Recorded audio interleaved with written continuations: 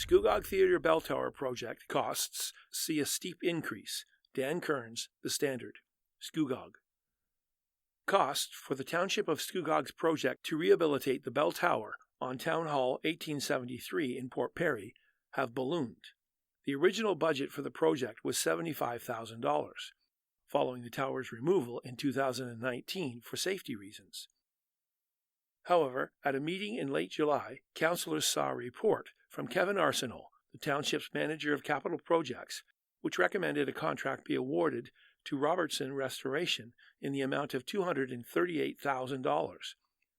With the net cost of harmonized sales tax, HST, and HST rebates factored in, and a 15% contingency fund, this brings the grand total of the project to $278,517. The original scope of the project was just to do the aesthetic portion for this project for the Bell Tower, to put it back in place. Upon further investigation, during the design, additional work was identified, which needed to be completed as part of this project. Therefore, the cost has increased significantly, Mr. Arsenal told councillors at the July 31st meeting. The report states the project will include structural steel and masonry work, interior repairs, safety features and electrical repairs caused by age and water damage, mobilization and material testing costs, and caulking of windows and doors. Ward 5 Councillor Terry Coyne questioned if there are any grant funds the township could use to offset the new costs. At this time, there is no grant money available to help. There is a small chance, if the rest of the project comes in under budget, we might be able to get more Investing in Canada Infrastructure Program, ICIP, grants. But I'd say that's a very small chance, and we won't know that for a couple of years, Carol Coleman, Scugog's Director of Public Works and Infrastructure Services, responded. Regional Councillor Ian McDougall struggled with supporting this project. I'm fully a supporter of having a bell and a bell tower, but at $1,800 per square foot, I don't know if I'm going to be able to support this, he stated. Mr. Arsenal stressed, with the age of the building, all of the work included in the envelope is necessary to maintain a safe building. The councillors later voted to award the contract and allocate $152,846 from the Facility and Building Reserve to fund a portion of that project. New playground to Sunderland. Darrell Knight, The Standard. Brock. Local residents will be able to enjoy a new playground in Sunderland this fall. On Wednesday, August 2nd, the township announced there would be a new playground installed in September on the green space near Albert Street South and Antioch Court. This is going to be a lovely spot for the neighborhood to gather, with a play structure suitable for ages 2 to 12, commented Ward 5 Councillor Lynn Campbell. She added, the area will also have several other user-friendly features, including trees, bike racks, garbage cans, and benches. Earlier this year, councillors approved a funding request from Sunderland Public Schools Community Council to allocate funds from the township golf tournament towards replacing the playground at the school. This should clear the way for new equipment there as well, after several years of fundraising by the school community. A press release from the township noted, the installation of the new Antioch Court playground is scheduled for the week of September 18th, and staff will be undertaking site preparation in the weeks ahead. Visit Impressions of Nature at the Scugog Library. Courtney McClure, The Standard. Scugog. The Scugog Library is hosting 2 local artists at the Kent Farndale Gallery, Terry Gill and Anne Robinson. Their paintings will be free to view at the gallery until the end of August.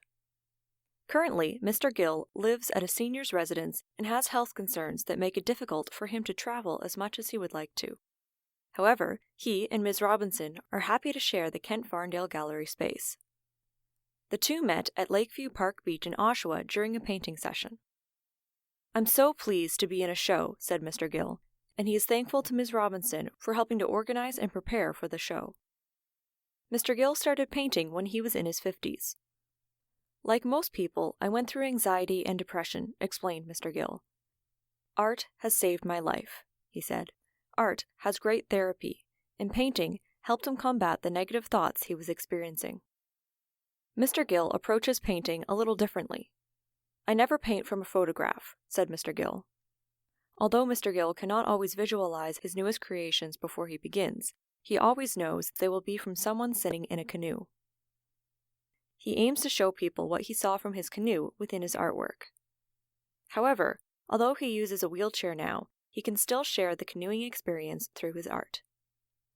Mr. Gill is very grateful that Port Perry has the Kent Farndale Gallery because it allows artists to showcase their work. Art is the heart and soul of every community. He has some advice for other artists. Capture what you can about nature and include it in your paintings. Put the feelings into it. To learn more about Terry Gill and his work, please visit his website at https://impressions-of-nature.business.site. You can also pick up a business card at the gallery to learn more about Anne Robinson and her work.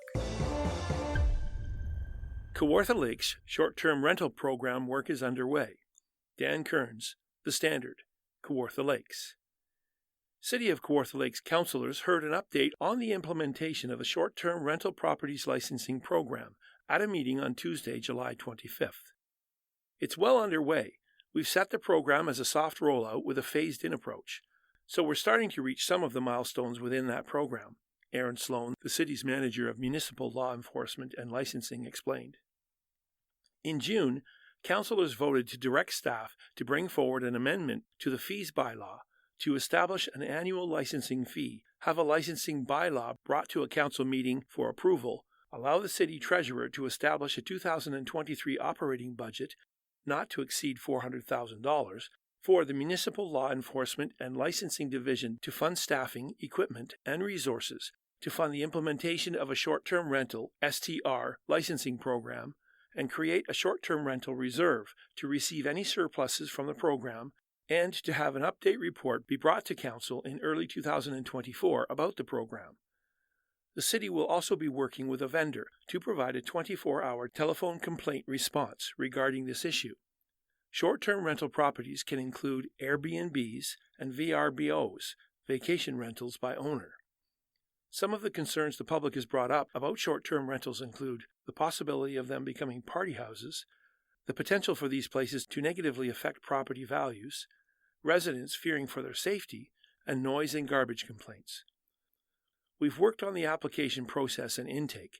We've enhanced our complaint tracking, more specifically towards short-term rentals, and are working with the respective police services to receive additional information from them.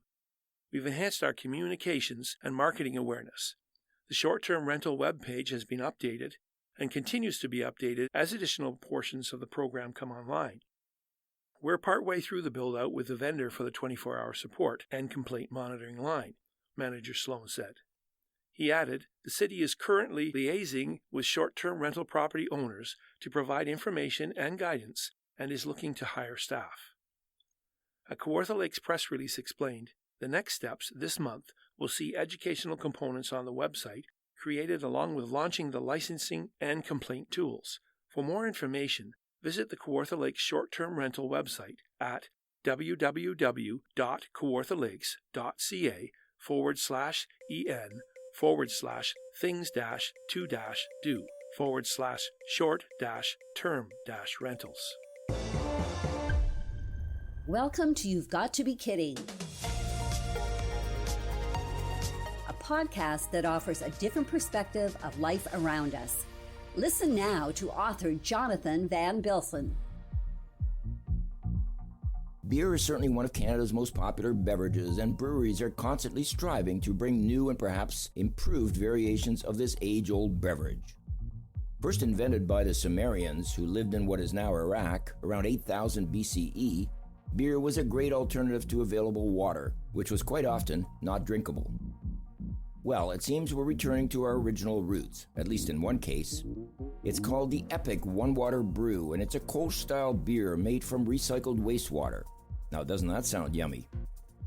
Crafted as a collaboration between a San Francisco water recycling company called Epic Clean Tech and the Northern California-based beer maker Devil's Canyon Brewing Company, the Epic One Water Brew was reportedly made from gray water. For those not familiar with the term gray water, it's a process by which water used from dishes, laundry, bathroom showers, and sink water is currently recycled to water gardens, plants, etc. The companies want to create something unique, which would be viewed as fun, making money, and helping the environment. Matthew Canton, a writer for The Guardian, tested the beer and found it pretty tasty. He described it as pleasant, crisp, and drinkable. He added there were no hints of shower or laundry. To me, this seems an improvement over light American beer, which has often been compared to dishwater. The company chose a Kolsch-style beer because it was more universally liked as compared to an IPA, for example. No doubt there was a great deal of skepticism when the concept was first introduced, but a representative for the company explained how 99% of tasters were very positive about the result. You might ask, how safe is this stuff? The owners claim the product might actually be safer for consumers than other beers due to the rigorous testing process they require. Many breweries install massive filtration systems, but not all, especially in the US where regulations are limited. The entire concept is certainly a step in the environmental concern direction, especially with the water crisis continuing to rise. This stuff is not available in Canada yet, but I look forward to the day my dishwasher doubles as a tasty cake. I'm Jonathan van Bilsen, and this is You've Got to Be Kidding.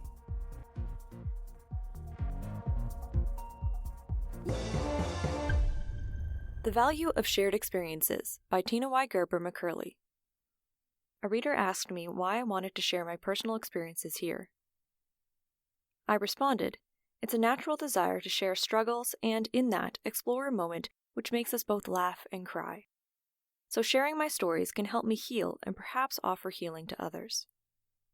Relationships, regardless of age, offer the opportunity for regular moments of joy, pleasure, fun, or discovery, but also sadness, grief, and loss. People today face many challenges, and Christians face those and other unique ones as well. The truth is, Jesus never said the Christian life would be easy. Next, the reader asked me what my most challenging struggle has been. Here's an attempt to list some. These struggles have been the most rewarding opportunities or lessons learned in my life so far. Would I have wanted to avoid them? Absolutely. Christians must understand God does not want believers to only spend time with other believers. While this is certainly important, He wants us to go out and be a living example of how His Word transforms life and show non-believers the gifts God can bring into their lives. Learning keeps our hearts young and our minds active. There have been many events I would not have wished on my worst enemy, such as my brain tumor, endometriosis, divorce, raising children as a single parent, my child facing a life-threatening event, the suicide of a loved one, death of a loved one by murder, early retirement from a work-related injury, the struggles we are currently facing with ODSP, and the list goes on and on. What I need to express is, it's about the opportunity to learn and grow and to appreciate the life God has given each of us. Don't get me wrong, I have struggled and suffered a lot, but God has carried me when I didn't deserve it. And He will carry you too, if you become responsive to Christ blessing your life. Mental health is nothing to feel ashamed about, and it's important to understand experience is never wasted. When we open to Him, God comforts us, helps us, and strengthens us, especially when we are experiencing problems and challenges. I speak a lot about my personal experiences, particularly the difficult ones, to help motivate others when things seem bad. Remember, you are never alone. So, when others are going through these kinds of things, we can take this opportunity to comfort, help, and strengthen someone else in much the same way God has comforted us. It says this in 2 Corinthians chapter 1, verses 3-4. The Bible tells us, encourage one another in Thessalonians chapter 5, verse 11. In James chapter 1, verses 2-4, it says, count it all joy, my brothers and sisters, when you meet trials of various kinds, for you know that the testing of your faith produces steadfastness. And let steadfastness have its full effect, that you may be perfect and complete, lacking in nothing. English Standard Version. You've Got to Be Kidding was presented by X4 Media with permission from the Standard Media Group. We endeavor to make all information contained in this program as accurate as possible at production time. X4 Media and the Standard Media Group are not responsible for any liabilities resulting from information contained in this program. For more information, please visit x4media.ca.